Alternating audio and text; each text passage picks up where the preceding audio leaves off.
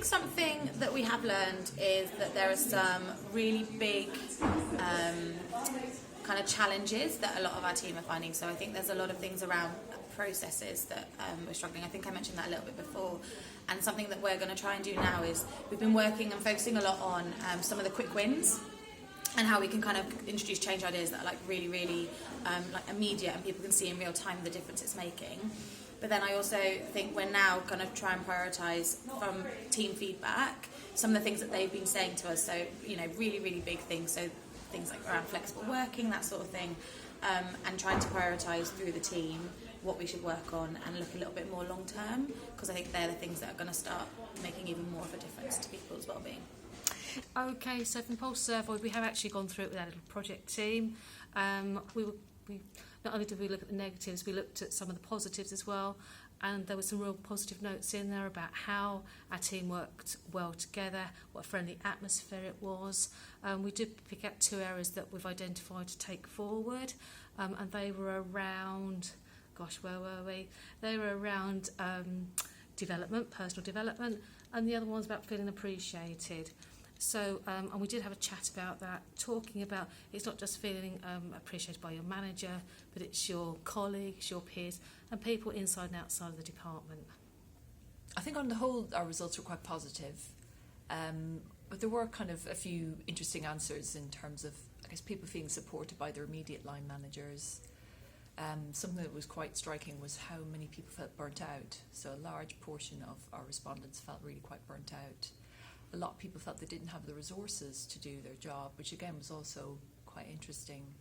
I mean, we're an integrated team and we share one office, which in some ways a real positive for the team, but it's interesting to see where we feel resources are lacking, because in many respects we do have a lot of the things we need.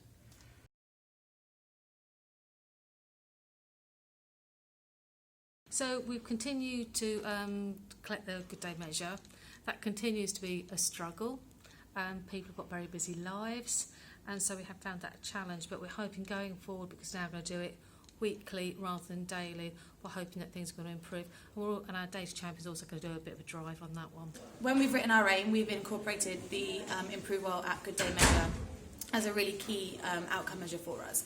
However, we kind of were based on feedback from previous teams. We kind of have gone from doing that every day, kind of in between, it was probably about 3 or 4 weeks in September, October.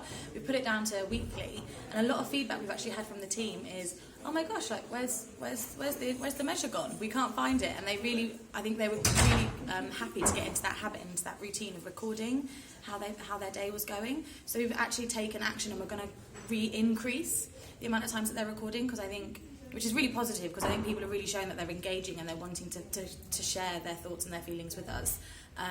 But yeah, it's been really nice to kind of test that and then kind of readjust that based on the feedback. So we've started to put our data on the QI Live site.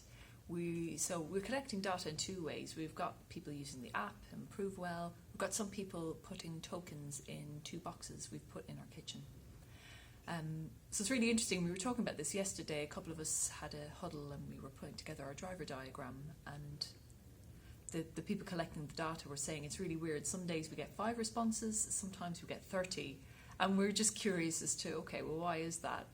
Are people, we thought maybe in the coming weeks we'll have a look at where are the spikes and what happened on that day that might have led to a lot of responses.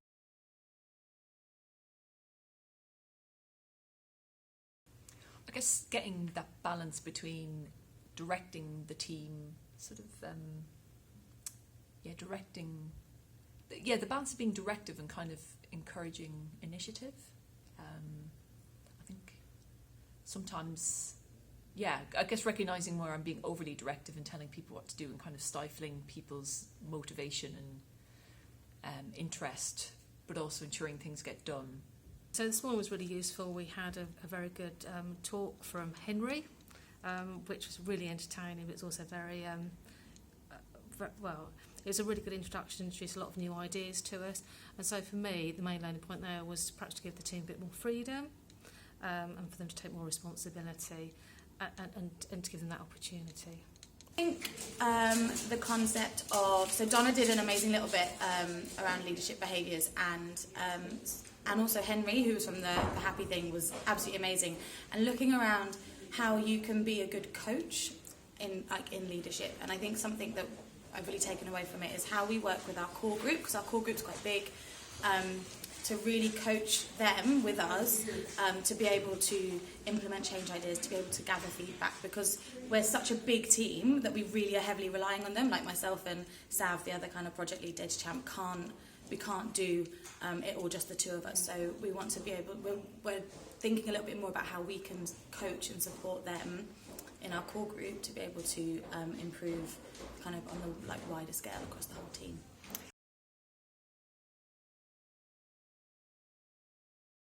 Looked at the idea of huddles and using that concept but in a well-being sense. So if you've had a really difficult, or even sometimes it can feel slightly traumatic kind of appointment in clinic, or you've had a really tough morning if you're working in schools or you're working remotely, being able to come back to the office or back to where your team are and say, guys, can we just have 5-10 minutes almost well-being huddle? I just need to kind of debrief a little bit. It might be going and putting the kettle on, it might be going and doing a quick walk around the building. It might even just be sitting where you are. Just let me kind of debrief. I need a little bit of help prioritising what I do next, a little bit of help. So that kind of almost informal supervision. So we tested that and we got really great feedback. Our physio team tested that, it was amazing. And another big one that we have tested, and we're still trying to test a little bit, it's kind of ended up being ongoing, is we call them focus flags. So that idea around when people are really, really finding it stressed, or they're really pushed for time and they're finding that they just have to focus on what they're doing in front of them and they don't have space and time to be pulled for meetings or pulled for ad hoc stuff. Having little red and green flags that you can put on your computer just to say, I can't talk right now, but I'll be able to talk, in half an hour. Or green, yeah, come at me, whatever you need me to do, I'm open, I'm here. So yeah, it's going really, really great. We've got lots of different ones. We're also hopefully all going to Winter Wonderland in a few weeks, so that's like another little, we're trying to do more social events, so that's something else that we've got planned, which is exciting. So we've looked at a Lightbulb Moment newsletter, so we've introduced that to the team, we're also sharing that with other teams, and we've got a new change idea we'll take forward from next week. It's about introducing almost like a compliment box, so you can leave a compliment or a message for other members of staff that will be announced at the team meetings. Some really nice ideas, and people are working away on them. So we're doing Enjoying Work. Some of our ideas have been to create hot desking signs so new staff know when desks are free. Little signs about quiet areas, so if people need time to work in quiet, they can. I guess I've been thinking more about what brings us together, like shared lunches and things like that.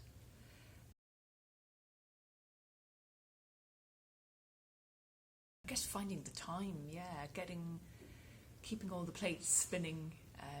So I'm leading on this project, and I've also been running some other training and balancing that on my clinical time.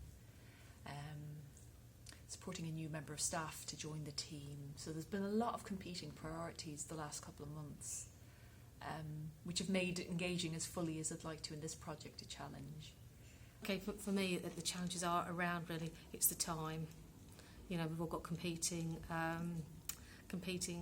priorities really at work, so that really is a challenge, especially at the moment. We've got lots of reports to do, and whilst it's probably one of the more enjoyable parts of the job, it's very difficult to meet all the challenges with what we do every day.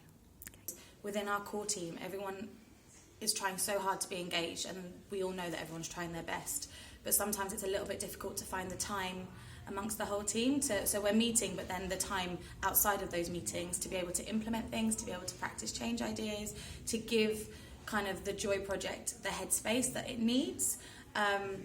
So I think something that we're hoping to do, especially coming away from our learning set this morning, is, like I said earlier, thinking a little bit more about how we can work with our core team to kind of make that a more successful kind of element of our project, because at the moment we're getting things done, but actually we might even be able to be even more efficient in doing